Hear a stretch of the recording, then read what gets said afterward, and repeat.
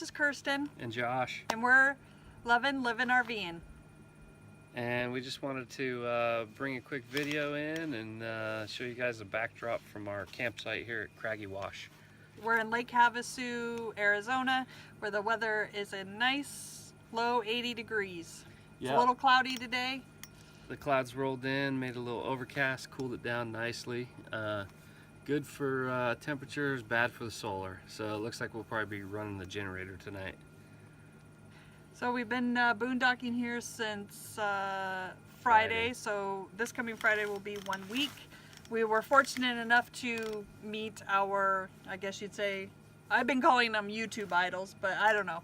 RV'in and Vibin, which is Kyle and Olivia. So shout out to you guys if you're watching. Yeah. Thanks for, you know, letting us say hi and giving us giving us some tidbits. Yeah, it's kind of fun when you meet other people that are doing the same thing and have the same mindset. I've been following them on YouTube for a couple years now, and it's kind of cool to see people that you see on the internet and then finally see them in person. And they were real super nice and gracious, and it was nice to get to chat with some other people.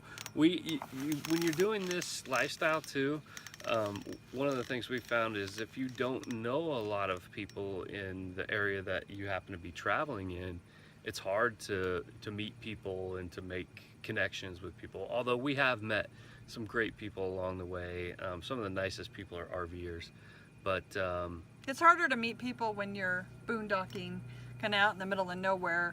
A lot of the boondockers are probably a half mile down the road.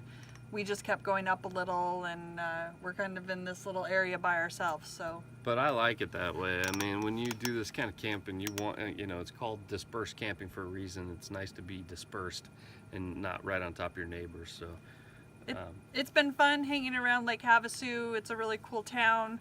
We showed you guys pictures and a video the other day from the London Bridge, which is really cool. My dad's from England, so that was kind of heritage, I guess. Yeah, so that was cool. A couple things we've learned about this area too is you can fill your water jugs at a lot of the gas stations, and I think it was Albertsons we were at, have the glacier fill thing, so you can fill a 5-gallon jug, which is really nice because water's kind of hard to come by sometimes in the desert, especially when you're boondocking. The reason why Josh keeps looking over there is because Rocky and Bailey are hanging out in the back of the truck, and so. Yeah, we got our cats. This is probably this is the only spot I think we've really let them off the leash a little bit. We're keeping close tabs on them and making sure they're. And I'm kind safe. I'm kind of an overprotective mother, so I keep checking every 5 minutes to see where they've run off. She'd keep them on the leash all the time, but you know, I just don't want them getting in trouble. I feel safe where they're at. They're not going more than 20 feet away from the trailer anyway, so yeah. But anyways, we just wanted to throw in a quick video here, and as you guys can probably see, one of the tidbits we learned from RV'in and Vibin was trying to monetize our YouTube channel. We've been mainly posting all our videos on Facebook only, but now are trying to get them over to YouTube to kind of have a mainstream travel channel over there. Yeah, well, it's one source of income that a lot of people that are traveling doing full-time RVing do. They'll set up a blog, start a YouTube page, Facebook page, Instagram. I mean, there's 5 or 6 different things. We're only doing 2, maybe 3. I'm making lots of bucks. She's been doing a lot of crafting, so that's another side gig too, is if you have a product that you can sell that, you know, you either make or, you know, whatever the case is, that's another source of income too. So we're trying to think outside the box a little bit more with how we can sustain versus using our savings to you know, to travel and you know, our normal monthly bills. Today we were looking into a transcription company that we saw on another RV'in website. So when we actually are able to get real internet and use our computer, we're gonna look into that too, because Josh and I are both pretty good typers, so yeah, I'm sure we could transcribe things pretty quickly. We could utilize that.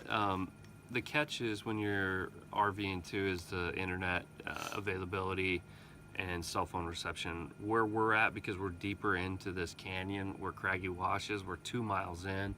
And we're kind of behind this mountain here. Really, Lake Havasu is basically on the other side of this kind of mountain. It blocks the cell reception, so our cell reception is really mediocre here. We really would like a Wii boost, but we don't have that kind of money to shell out right now, and we're not as cool as the other people to get one for free. So yes. Maybe one day Wii boost. Yeah, so Wii Boost is like the top manufacturer of cellular boosters, and the one that they make specifically for RVs is about a $500 booster setup with the antenna and everything you need, pretty much. So it's not cheap if you really are that concerned about having internet most places that you can go. But from what I understand, everybody that has one that has installed it properly, they really do make a big difference. They can take 1 bar and turn it into 3 to 4 bars. So that makes a huge difference, especially if you're hotspotting off your phone or a MiFi or whatever kind of device you're using. I found one spot in the trailer, right in the corner, put my phone up to the window, and I get 3 bars. Yeah, so you learn those little tricks. You know, you find that one area where you get reception, you can do a few things, and then that's it. So yeah, that's been another interesting challenge to doing full-time RVing, is internet and cell phone reception. But we're trying to figure out how much longer we're going to stay here. If we stay here through Monday or Tuesday of next week, which I think that's what we're planning, this will be the longest that we've been stationary. Stationary and boondocking. Oh, our main boondocking place was when we first started, and that was 9 days. Yeah, so I think that was actually 10 days, but no, it was supposed to be 10, but we left Mount Vernon late.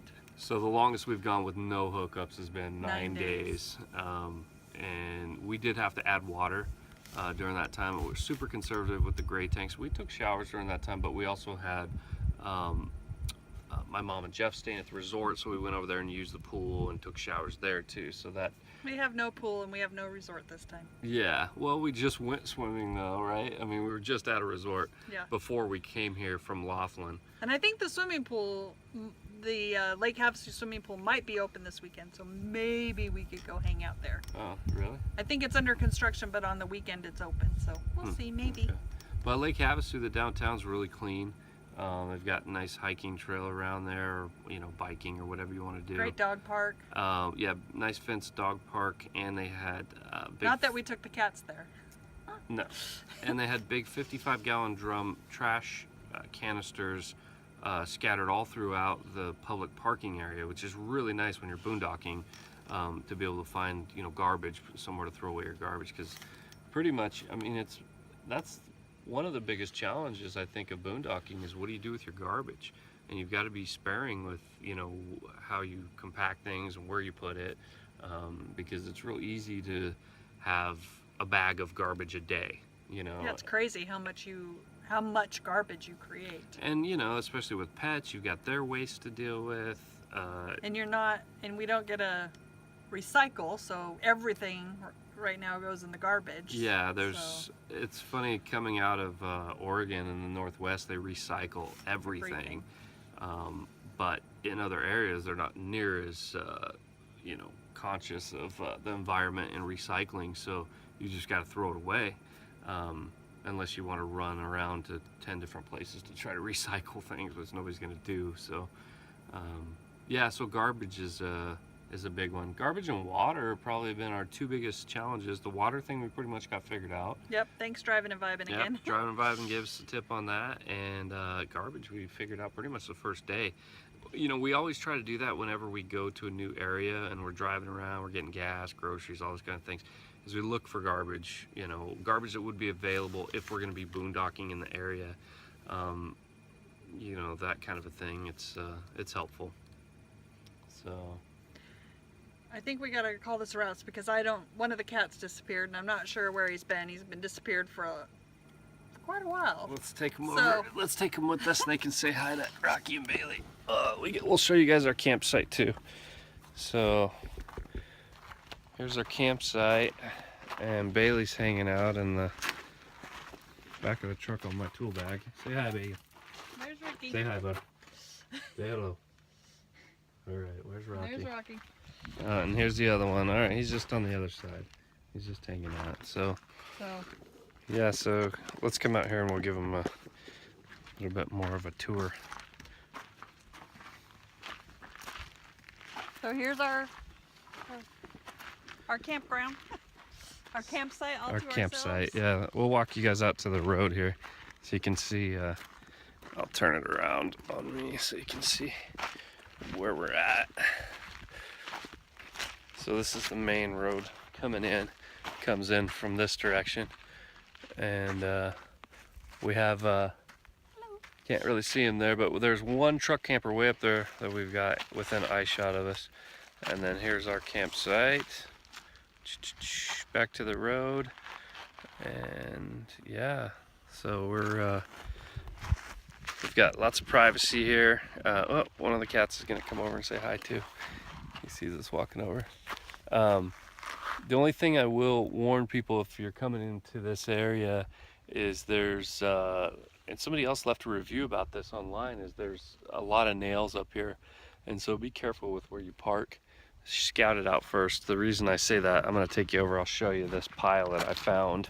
I'm going to try marking this or something at some point, but this this whole burn pile here, I don't know if you'll be able to see it or not, so it's right here, is nails everywhere. There's a screw, nail, these are all nails, rusted out. So I think maybe somebody was burning pallets or some kind of something with a bunch of nails in it. Be careful, don't step on that. So I'm glad we didn't drive over that. If we would have, where is it at right there? If we would have driven over that, it would have been bad. So anyway, so we're gonna sign off. Thanks for watching, guys. Again, we're moving everything to YouTube, so click our links, watch it in YouTube, and subscribe to our channel there. Bye, guys. Bye. Thanks for watching.